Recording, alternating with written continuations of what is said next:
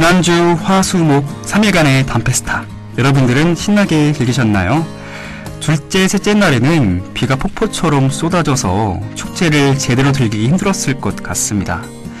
그럼에도 불구하고 우비를 뒤집어 쓰고 축제와 공연을 즐기시는 분들이 생각보다 정말 많더라고요. 개인적으로 리스펙했습니다. 저도 둘째 날에는 우비를 쓰고 미친 사람처럼 열심히 뛰어놀았어요. 그러다 보니까 땀으로 샤워를 하게 됐습니다. 저는 처음으로 비 오는 날에 야외에서 공연을 본 거라서 조금 꿉꿉하고 찝찝하긴 했지만 느낌이 색달랐어요. 사실 셋째 날에도 공연을 즐기려고 둘째 날에 썼던 우비를 버리지 않고 있었습니다. 그런데 한시도 쉬지 않고 쏟아지는 비 때문에 현관문으로 나갈 엄두조차 나지 않더라고요. 비와 맞짱을 떠야 하나 잠시 고민을 했지만 결국 제가 졌네요.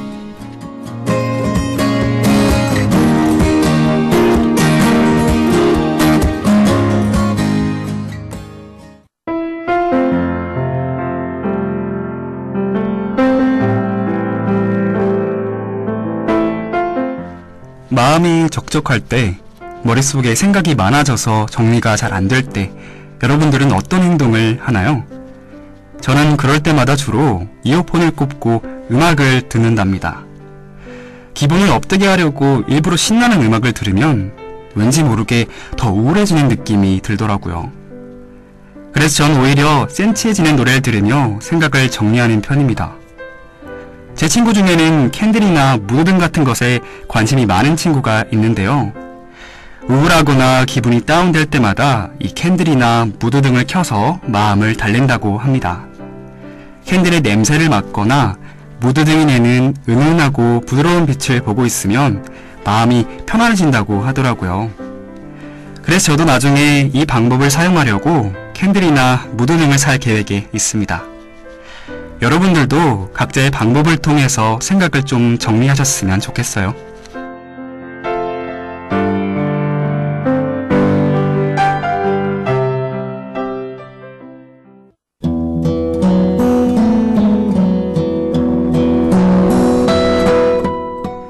앞에서 무드등 얘기가 나와서 갑자기 생각이 났어요.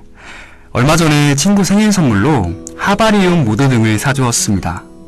이 하바리움은 특수 용액이 담긴 병에 식물을 온전한 상태로 보존할 수 있도록 하는 것을 말하는데요.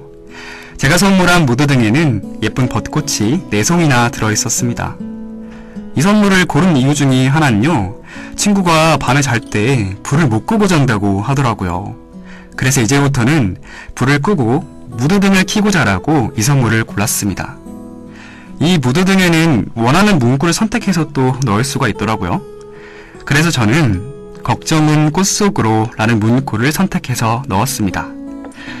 무드등을 보면서 걱정거리를 떨쳐버리라는 의미도 있었고, 고민거리가 생기면 언제든지 저한테 털어놓으라는 의미도 담겨 있었어요. 그 문구를 읽고 친구가 저에게 우리도 그 말처럼 살자 라고 했습니다.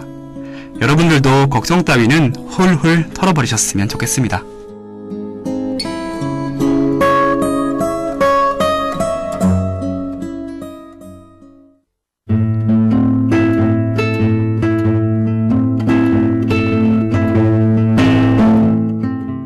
여러분들의 인생 영화는 무엇인가요? 저는 영화 보는 것을 되게 좋아해서 여태까지 본 영화만 다 합쳐도 200개가 훌쩍 넘는답니다. 그러다 보니 인생 영화도 많이 생겼는데요.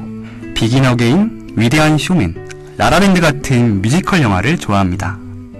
또 아가씨나 올드보이처럼 박찬욱 감독의 영화도 좋아해요. 이 중에서 전 라라랜드를 제일 좋아합니다. 이 라라랜드가 사람마다 반응이 극과 극으로 갈리더라고요.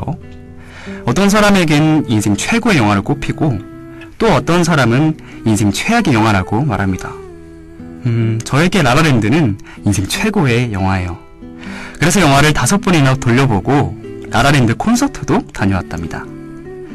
이 영화의 한 장면인 그리피스 천문대에서 세바스찬과 미아가 서로를 마주보고 춤을 추는 장면을 볼 때마다 정말 우주에 온 것처럼 황홀한 느낌이 들더라고요.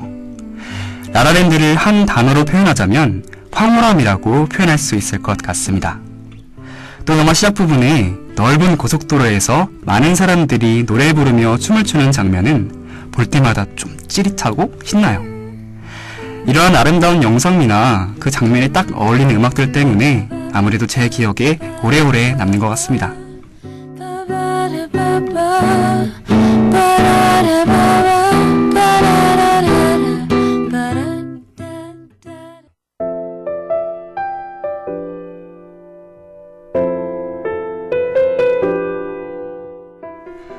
앞에서 말한 라라랜드는 사랑에 관한 이야기일 수 있지만 결국은 꿈에 관한 이야기입니다.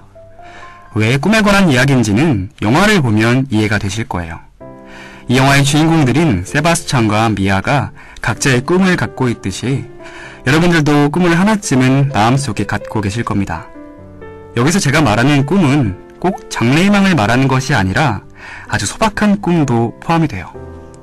예를 들면 한강에서 돗자리 펴고 치킨 시켜 먹기나 하루 종일 침대에 누워서 노트북으로 영화만 보기 등등. 사실 저의 소박한 꿈이랍니다. 전 이런 소박한 바람들을 핸드폰 메모장에 적어 놓았어요. 새로 나온 과자 먹어보기와 같은 아주 사소한 것들까지도 생각이 든다면 바로 메모장에 적어 놓는 편이랍니다. 리스트들 하나씩 이룰 때마다 옆에 하트를 붙이는데 하트가 채워지는 것을 보면 너무 행복해져요. 이런 사소한 것들에서 행복을 느낀다는 건 이런 게 진정한 행복이 아닐까요?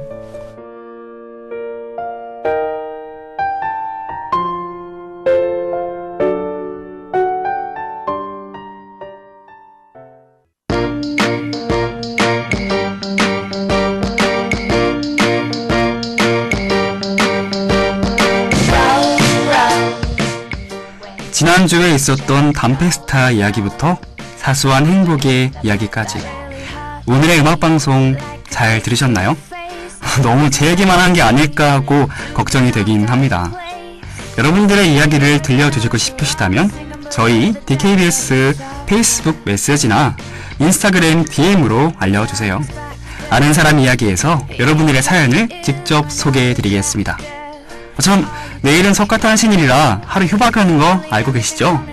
그렇다면 남은 월요일 잘 마무리하시길 바라면서 오늘의 음악방송은 이쯤에서 마치겠습니다. 수요일날 만나요. 안녕!